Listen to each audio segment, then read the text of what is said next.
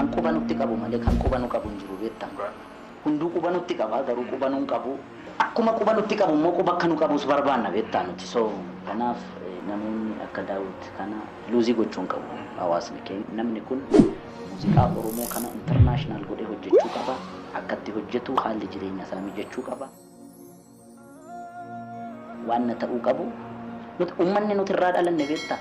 Nuuf miti beektaa warra gudeeda isaa keessaa baanee miti. Urmaafu nama sirrii irraa bu'ee ciibsu. Gadi galoon immoo hin dhabamu. Addaggeen immoo hin dhabamu. Asumeen hin dhabamu. As dhiyoon hin dhabamtu beektaa. Kanaaf uummata keenya irraa abdii guddaa qaba waan ta'eef nu ijaaraa bakka dogoggorretti nu qunxuuxee nu adabee nu sirreessaa waan isaa gammachiisne kanatti immoo saba kanarraa dhalachuu waan guddaa dirqamaa miti. Dirqamatti kennaan jiru jesta agartee calaqqee hawaasa tokko. Yaaluun utaalteettuma gaafa ishiin geerarsaanii kaan jajjee kaan abaartu kaan immoo kaan doorsistee kaan moosistu kaan onnachiistu qofa sanyii namaa jechuun ያለውን የሰጠን ፉጋ ይባልም ጀቴ ወሬ ማላን ሻዱ ወይ ማላን ፎኔ ራጭናን ሶራላቲ ተኡኒ ባተላ ባተላ ወላ ጀቤ ፈኑ ዋኖፊ ፎን ኢጋን ጀባታ ወላ ጀቤ ፈኑ ዋኖፊ ፎን ኢጋን ጀባታ Andu jalatu phone igan jabata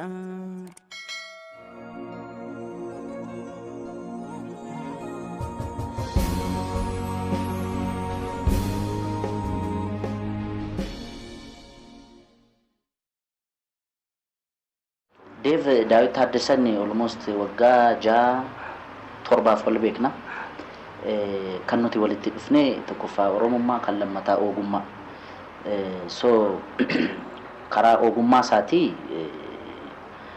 nama mudaa tokko hin qabne nama uumamaan uumamni dandeettii gahaa isa badhaaste dandeettii isaa kana ana qofa osoo hin ta'in warreen na caala muuziqaa keessa turanii fi namoonni na caala muuziqaa beekan seeraan waa'ee dandeettii isaanii na caala ibsuu danda'u jedhanaaf Daawit qindeessitoota muuziqaa Oromoo qofa osoo hin ta'in namoota gurguddaa jedhamanii waamaman akka biyyattii guutuutti laayikama kan akka Abagaas Kibrook Shoottaa fa'a kan akka Lubbuusaa Amaaruu Eeliyaas Malkaa kana fa'a anaaf jechuudha. Maaliif hojii isaanis nan dhaggeeffadha waan ta'eef dandeettii isaa sana kallattii sanaaniin laala. Innaan Daawit jalqaba walitti dhufu hariiroon inni fi Eeliyaas Malkaa qaban jabaa akka ta'e qubanan qaba. Eeliyaas illee dhufee stuudiyoo isaa akka buluu qubanan qaba. Inni illee Eeliyaas bira akka deemu qubanan qaba.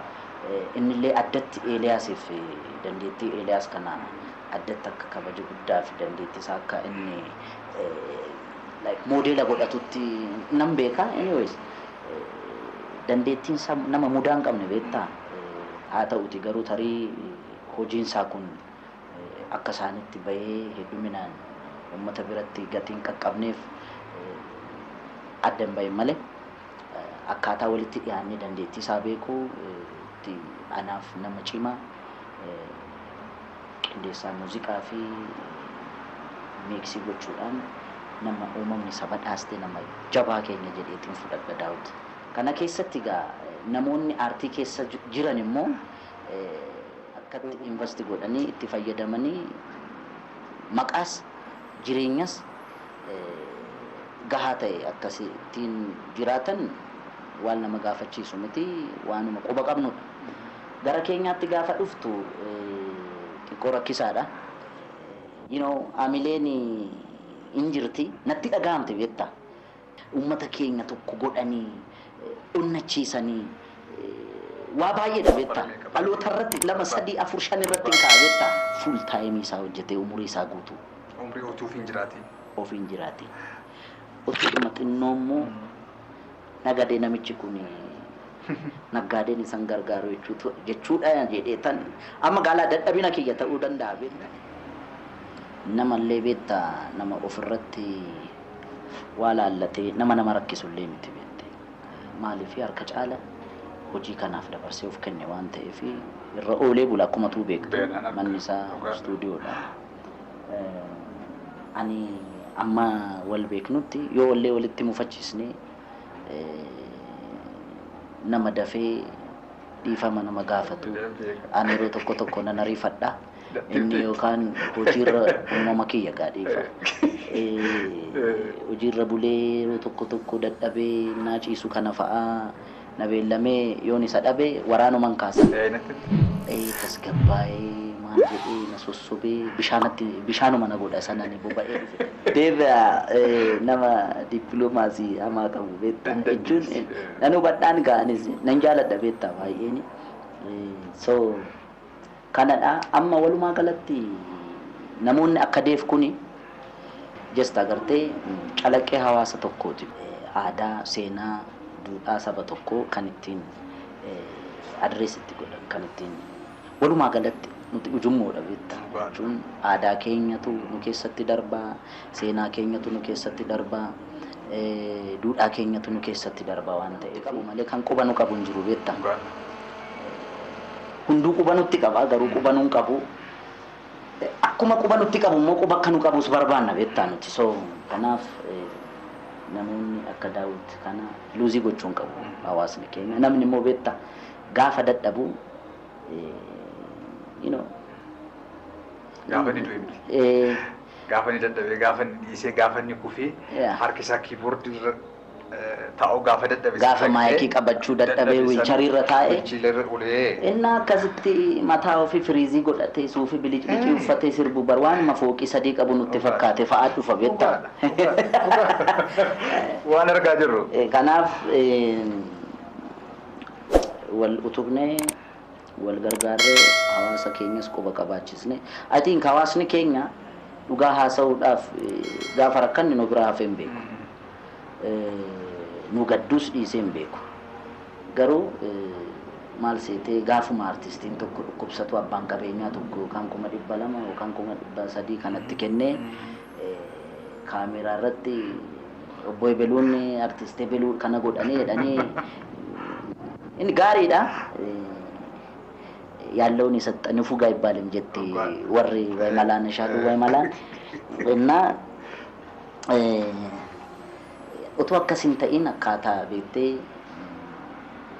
ጅሬኝ ሳኒ ጅጅራም እኔ አማ ነሞት አከዳውት ከናፍ ኢመርጀንሲ ጎነ ማለ እን ኢንስቲትዩሽኒ ተኤ ግራውንዲ ቹን ቤዝመንቲራ ከኤ ዋንት ወጀተሙ ቀቡ ጅራ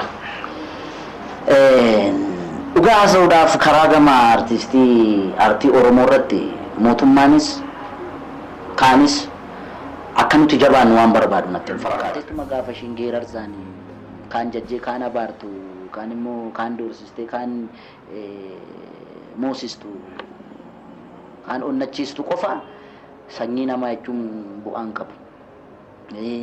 Leenca keenya maaloon bu'aan qabu. An uumama kiyyaan waan hin qabneen si ona jajje natti no'u waan hin qabneen si ona qeqqe natti hin qorru beektaa kun uumama jaarsa jalattan guddadhe. Kanaaf waan na ta'uu qabu nuti uummanni nuti irraa dhalanne beektaa nuuf miti beektaa warra gudeeda isaa keessaa baanee miti. Urmaafu nama sirii irraa bu'ee ciibsu gadi galoon immoo hin dhabamtu addaggeen immoo hin dhabamtu asumeen hin dhabamtu as dhiyoon hin dhabamtu beektaa. Kanaaf uummata keenya irraa abdii guddaa qaba waan ta'eef nu ijaaraa bakka dogoggorretti nu qunxuuxee nu adabee nu sirreessaa waan isaa gammachiisne kanatti immoo mataarra nu baatee deema. Kanaaf saba kanarraa dhalachuu waan guddaa eelukoo atis baay'ee galatoomii baay'ee galateeffadha Acheeko.